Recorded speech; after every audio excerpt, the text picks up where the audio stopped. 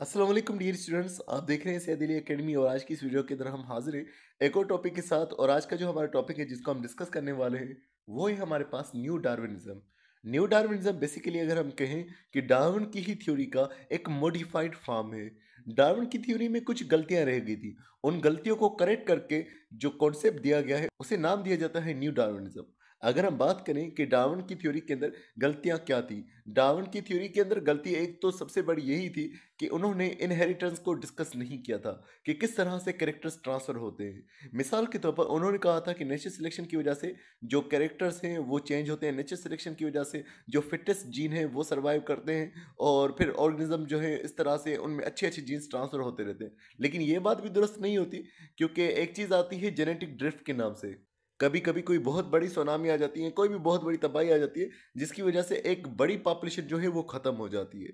तो इस चीज़ को भी डार्विन ने एक्सप्लेन नहीं किया हुआ था। उसके अलावा अगर हम बात करें म्यूटेशंस, उनका भी डार्विन ने डिस्कस नहीं किया हुआ था। और किस तरह से जीन्स ट्रांसफर होते हैं उनके मैकेनिज्म को भी उन्होंने डिस्कस नहीं किया था। तो ये सारा मैकेनिज्म जिस कॉन्सेप्ट में एक्सप्लेन किया गया है वो है हमारे पास न्यू डार्विनिज्म।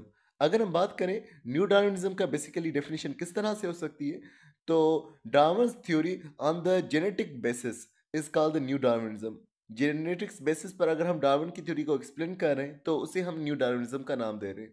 अब सवाल ये कि डार्विन की थ्योरी के अंदर जेनेटिक बेसिस क्यों नहीं मौजूद थी, डार्विन की थ्योरी के अंदर जेनेटिक्स को डिस्कस क्यों नहीं किया गया था। उसकी एक बहुत बड़ी वजह यही है कि जिस टाइम पर डार्विन ने अपने नजरियत को पेश किया हुआ था 1859 के अंदर, उन्हीं टाइम पर ग्रेगर जॉन मेंडल अभी तक अपने लॉज को बना रहा था। यानी कि ग्रेगर जॉन मेंडल के लॉज जो थे वो 1856 से लेकर के 1863 तक जो है वो अभी तक फॉर्मुलेट हो रहे थे।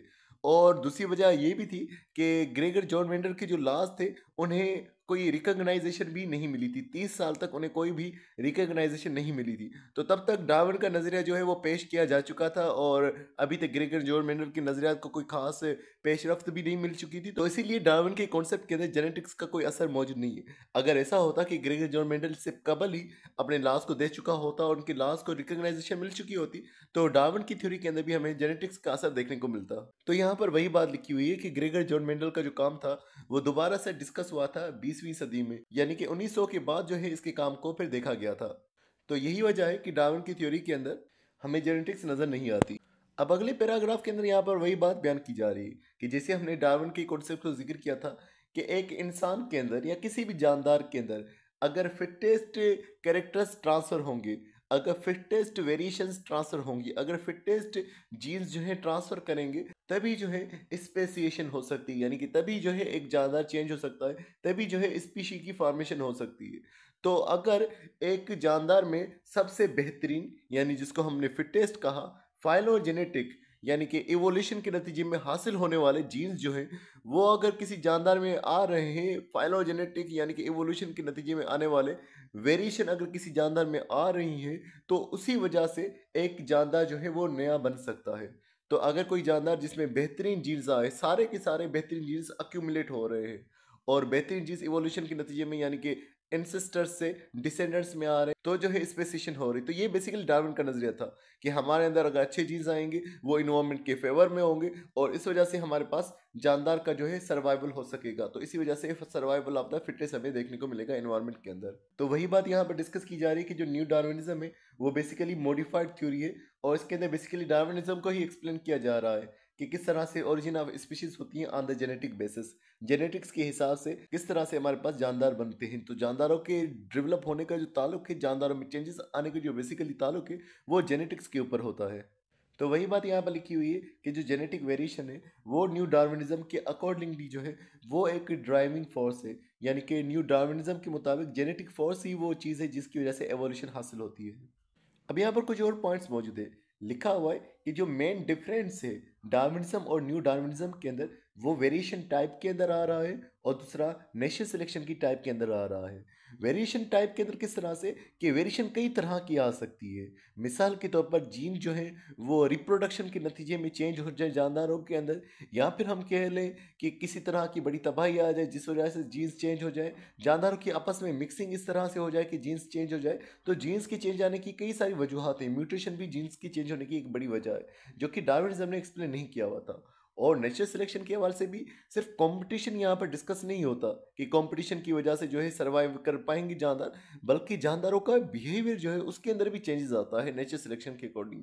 तो नेचर सिलेक्शन का भी यहाँ पर फर्क आ रहा है न्यू डार्विनिज्म के अंदर, और दूसरा यहाँ पर वेरिएशन की किस्मों के हवाले से भी फर्क आ रहा है न्यू डार्विनिज्म के अंदर।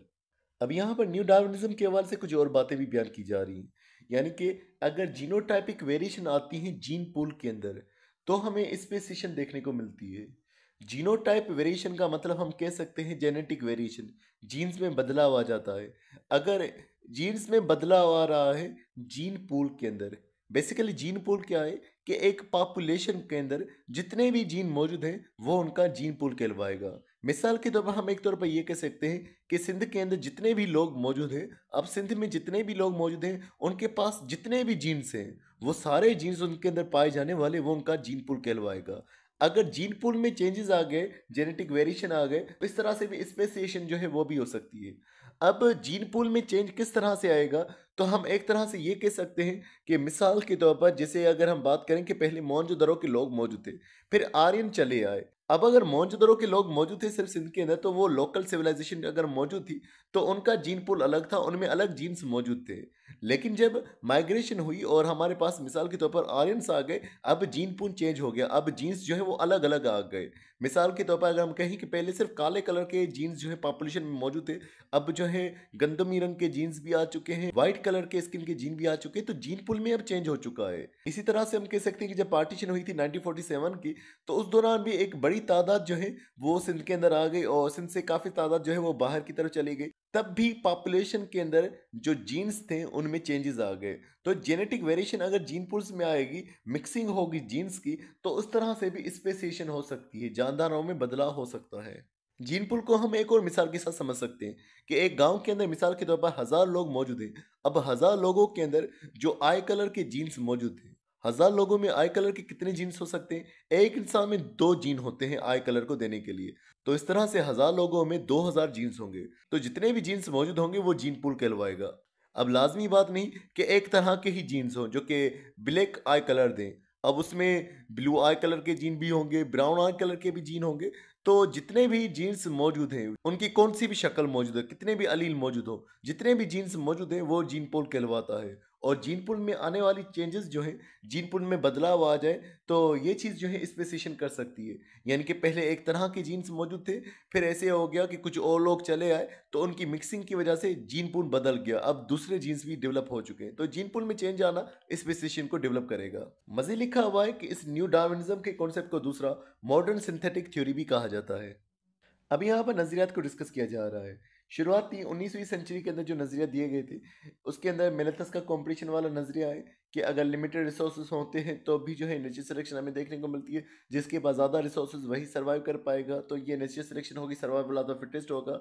या फिर अगर चेंजेस आ जाती हैं तो फिर नई नस्लें बनती हैं, या फिर जो है म्यूटेशंस वगैरह आ जाती हैं। फिर उसके बाद अगर हमने डिस्कस किया मेंडल का कॉन्सेप्ट आ गया इनहेरिटेंस के हवाले से, उसके अलावा अलग तरह से जीन्स का ट्रांसफ़र होना, ये सारे जो फैक्टर्स हैं, जितने भी फैक्टर्स हैं, मेंडल के फैक्टर्स हो, जेनेटिक वेरिएशंस आ रही हो, नेचर सिलेक्शन हो, ये सारे जब सम करते हैं, जब ये सारे नज़रियाते मिलते हैं तो उसे modern synthetic theory of evolution कहा जाता है। तो बेसिकली ये नया कॉन्सेप्ट है जो कि 20वीं सदी में दिया गया कि मेंडल के फैक्टर्स जो हैं, यानी इनहेरिटेंस जो है जीन्स की, उसके अलावा जीन्स में चेंजेस आना, जीन्स में जो है रिकॉम्बिनेशन आ जाना जीन्स के अंदर, या फिर जीन्स के अंदर शिफ्टिंग हो जाना, माइग्रेशन हो जाना, या नेचुरल सिलेक्शन हो जाना, ये सारे मामला जो हैं आज के दौर के अंदर मॉडर्न सिंथेटिक थ्योरी का नाम देते हैं। और इसके नतीजे में एवोल्यूशन हमारे पास हासिल होती है कि एवोल्यूशन के लिए कोई एक फैक्टर नहीं, कई ज़्यादा फैक्टर्स हैं, और में ज़्यादातर फैक्टर्स जो हैं वो जेनेटिकल फैक्टर्स ही हैं। अब यहाँ पर लास्ट में एक और पॉइंट को डिस्कस किया जा रहा है, कहा जा रहा है रिप्रोडक्टिव आइसोलेशन जो है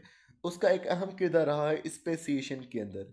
रिप्रोडक्टिव आइसोलेशन का मकसद क्या है कि अगर ये हमारे पास एक आइलैंड मौजूद है, ये हमारे पास एक जजीरा मौजूद है, इस जजीरे पे जानदार मौजूद है, क्या हुआ कि किसी वजह से एक टुकड़ा अलग हो गया, यहाँ पर जानदार अलग हो गए, यहाँ पर जानदार अलग हो गए। इस इलाके में जो जानदार मौजूद है उनके पास जो जीन्स मौजूद है वो कमज़ोर जीन्स मौजूद है, और यहाँ पर जो जीन्स मौजूद है वो जानदारों के पास अच्छे जीन्स मौजूद हैं, क्योंकि ये वाला हिस्सा इसके साथ वेटिंग नहीं कर सकता, तो जीन फ्लो हमें देखने को नहीं मिलेगा, जीन्स का ट्रांसफर होना देखने को नहीं मिलेगा। और इस तरह से जो अच्छे जीन्स होंगे इस इलाके के वही सर्वाइव कर पाएंगे, और यहाँ के खराब जीन्स जो होंगे वो सर्वाइव नहीं कर पाएंगे। तो इस तरह से हमें जीन पूल के अंदर काफ़ी ज़्यादा इंक्रीज देखने को मिलेगा अच्छे जीन्स के अंदर। जीन पूल में अच्छे जीन्स जो होंगे, जो इन्वायरमेंट के हिसाब से बेहतरीन जीन्स है, वही सर्वाइव कर पाएंगे, और बाकी जो कमज़ोर जीन्स होंगे वो ख़त्म हो जाएंगे। लास्ट में यहाँ पर पूरा खुलासा करके ये बात बयान की जा रही है, natural selection of the most suitable genes is associate with the origin of species, कि सबसे अच्छे जीन्स अगर मौजूद होंगे, सबसे बेहतर जीन्स अगर इन्वायरमेंट के अकॉर्डिंगली मौजूद होंगे, तभी जो है एक हमारे पास न्यू स्पीशी डेवलप हो सकती है। तो डियर स्टूडेंट्स, आज की वीडियो में बस इतना ही था। उम्मीद करता हूं आपको ये वीडियो पसंद आई होगी। इंशाल्लाह नेक्स्ट वीडियो के अंदर हम एक और टॉपिक के साथ हाजिर होंगे, जो कि होगा हमारे पास हार्डी वेनबर्ग थ्योरम। तो मिलते हैं नेक्स्ट वीडियो में, तब तक अपना बहुत सारा ख्याल रखिएगा। अस्सलाम वालेकुम।